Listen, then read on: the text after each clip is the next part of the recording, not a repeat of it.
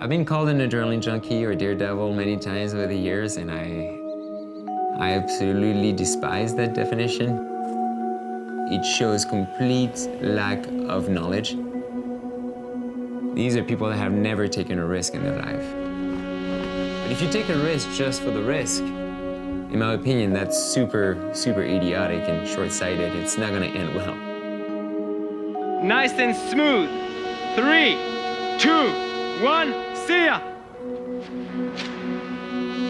What's up? I'm Matthias Giraud, AKA Super Frenchie. I'm a professional mountain athlete specialized in ski base jumping, ski mountaineering. Shit, I fucked it up. If you're gonna jump, you got to get up on the rail and do a gainer, all right? See ya! I'm pretty bad at keeping track of how many jumps I've done. I would say it's anywhere between 650 and 700 jumps. Yeah, and I've been base jumping for almost 13 years. We just skied this!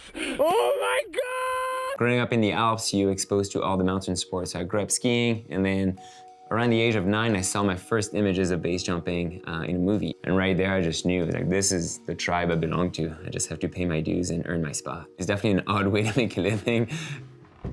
You know, various sources of income, from, you know, sponsors to stunt gigs to whatever. But in the end, it's more than just, you know, earning a living. It's a vocation.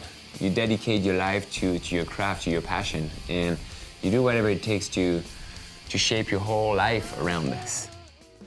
Before the jump, you're gonna establish the conditions and assess the geographical area as well through digital tools, right? So you're gonna look at satellite images, wind patterns, atmospheric pressure, things like that. It looks like we have a window, pretty much sunrise to 10 o'clock, but after that, the wind drastically increases.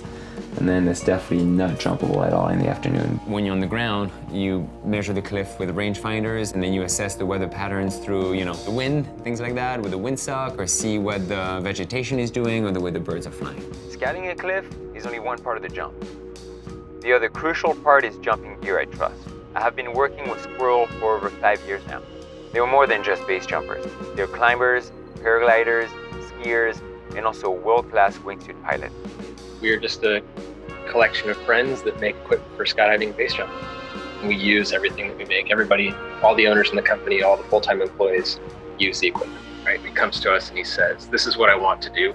What should I use to get it done? And talk about where it's going to happen, approach that might be needed, which determines how light the gear really needs to be, the density altitude we'll be deploying at, which determines the size in a lot of cases, the speeds that he'll be going at for deployment, which determines configuration and the type of pilot chute we'll use, etc. It's tested over a period of time in a variety of conditions, and then he decides what's best for him after we give him our recommendation. Risk is just an element of the bigger picture. The path to safety can definitely be complicated, but if you put in the time and you use your intelligence, your emotional and mental intelligence, you can make an educated decision to do something daring. You know, I always say success is in the vision, but survival is in the details. So you gotta check off all the boxes and make sure the math adds up. If it doesn't, just take a bow and walk away. Come back another day. There's nothing wrong with that. I'm Matthias Giraud. I'm a professional base jumper, and this is the Specialist Series.